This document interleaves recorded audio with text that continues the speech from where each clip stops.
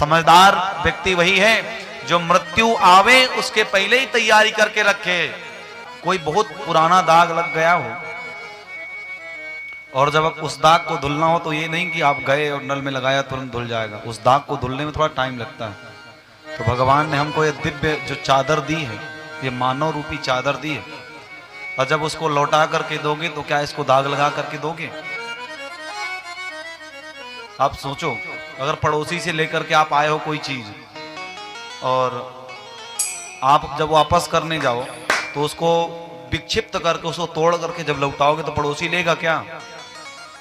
तो परमात्मा ने इतनी सुंदर चादर हमको दी, ये शरीर रूपी जो चादर दी है, तो अगर इस शरीर रूपी चादर को और हमने वापस मैली करके भगवान को दिया तो क्या ये वापस होगी?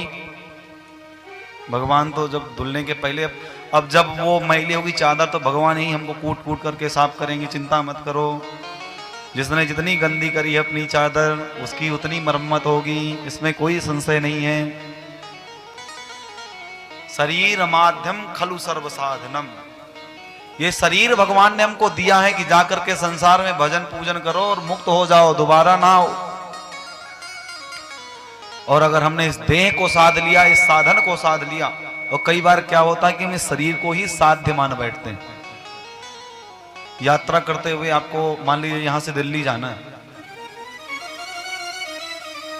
और आपकी दिल्ली तक की जो यात्रा है, उस दिल्ली की यात्रा में आप ट्रेन में बैठेंगे और ट्रेन में बैठते ही आपके जो आसपास के लोग हैं उनसे भी आप राम राम, जय श्री राम, जय श्री कृष्ण। लेकिन जब आप यात्रा के दौरान होंगे तब आपको ये याद रखना है कि यात्रा हमें अकेले ही करनी है, इस सीट पर हमें अकेले ही जाना है। और जहां स्टेशन आएगा तो आपको एक स्टेशन पहले से ही सामान बांध करके रख लेना है, और जब स्टेशन आए तो उसके पहले ही आप तैयार हो जाएं, जहां स्टेशन आए तो आप उतर जाएं। ये तो समझदार लोग करते हैं। और आप अगर सोचो कि अरे राम राम, हमारे जो मिलने वाले हमारे इष्ट मित्र हैं, हमारे रिश्तेदार हैं, वो दिल्ली नहीं, दिल्ली के आगे बंबई तक ट्रेन जा रही है और बंबई तक वो जा रहे हैं, तो अगले स्टेशन में हम उतर जाएंगे। तब वो काले कोट वाला टीटी आएगा, आपकी टिकट चेक करेगा और उसके बाद धक्के मार करके आपको ट्रेन से बाहर उतार देगा। वही स्थिति हमारी है। नित्य प्रति सीट में वो व्यवस्थाएं चेंज होती रहेंगी। जैसे यहां से उतर रहा था, कोई दूसरा बैठ करके गया, फिर उसके बाद उस सीट से वो उतर जाएगा, फिर दूसरा उस सीट पे बैठेगा, फिर वो और आगे जाएगा, झांसी तक जाएगा, तीसरा मथुरा तक जाएगा, चौथा और आगे जाएगा। ये हमारे यात्रा के सहयोगी हैं। लेकिन अगर हम समझ लें कि ये ट्रेन तो हमारा साधन हो गया, जिस ट्रेन से हम बैठ के जा रहे हैं, हम सोचे कि ट्रेन ही हमारा साथ दे, हम ट्रेन में चिपक जाएंगे, हम इससे उतरेंगे ही नहीं, तब फिर वो काले कोट वाला आएगा और धक्का दे करके बाहर फेंक।